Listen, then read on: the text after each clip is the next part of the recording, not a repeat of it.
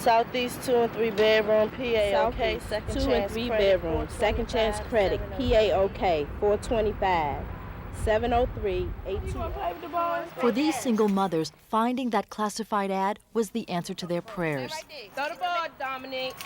A landlord soliciting to rent apartments to families on PA, public assistance. This is supposed to be a new beginning for me. This is that new beginning. Squalid, roach-infested, cold apartments at the Gainesville Hills apartment complex. I have to use this for heat because I have no thermostat. The water goes through there right there, runs directly downstairs in the ladies' apartment downstairs. On May the 15th of '98, I came home from work. This wholesaling was down. Frances Burns is still waiting for her ceiling repairs to be finished. Her family is one of 25 living in apartments which government records show are owned by Gore and Campbell Properties, Inc. According to the Chief of Housing Regulation and Enforcement, they are now under investigation by D.C. Housing.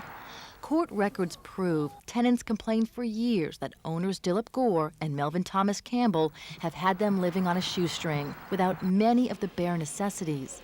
Still, D.C. inspectors have allowed the owners to do makeshift repairs and stay open. Unfortunately, many of those repairs are temporary. Since we've been here, we have not had no hot water, and we haven't had no heat. Since 1996, Gore and Campbell Properties, Inc. has been cited by district housing authorities for numerous housing code violations. Janet McCormick is with D.C. Consumer and Regulatory Affairs. On each occasion, they have promised that they would abate the problems, and that has not been forthcoming.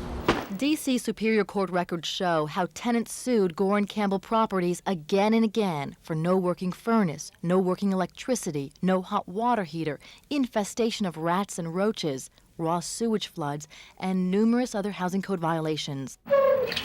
In July of 1998, the district government even sued Gore and Campbell Properties for an $80,000 water and sewage bill.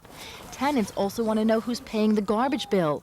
They've been looking at this dumpster for weeks. Radio 7022. The neighborhood where the Gainesville Hills apartment complex is located is patrolled by D.C. police officer Marsha Collins. She's frustrated she can't get help for these women and children.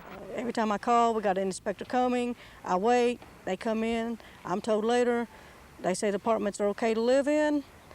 I personally wouldn't let my dog live in one of these apartments. Would you say it's dangerous? Ceiling fall on you, I think that would consider it dangerous. Rats running across the floor. Little boy has bug bites all over his face. That don't sound like anything I want to live in. Dr. Dillip Gore? Yeah. My name is Jennifer Ryan. I'm from Channel 9. Wanted to ask you, I'm sorry about barging in like this. We found your name yesterday regarding an apartment complex that you own on 18th and Gators. I don't own it any longer. You don't own it any longer. When did it change hands? God knows, last year. We're showing all the tax records and even the court records are coming to you. Dr. Gore denies responsibility and directed us to his business partner, Melvin Thomas Campbell. Campbell also told us, I'm no longer an owner and I no longer have an interest in the property. But that's not what tenants say. They've seen both men recently, especially Campbell. He always shows up on the first. That's one thing. He always shows up on the first early in the morning.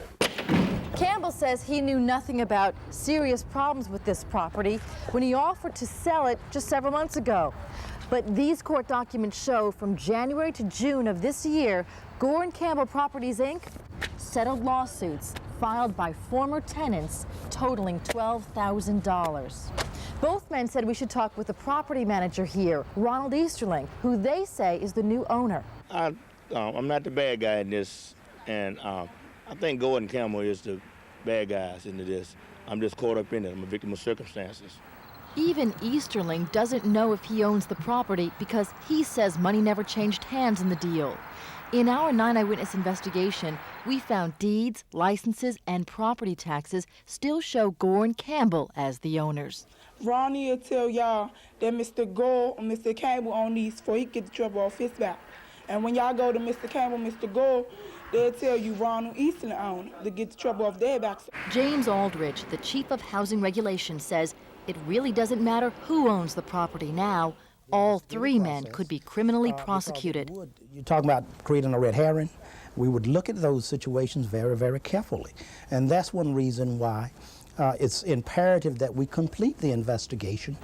We're just the tenants. We don't have no say-so in the matter. All we're supposed to do is live here, take this crap, and be lied to. As long as you pay your rent, everything is fine.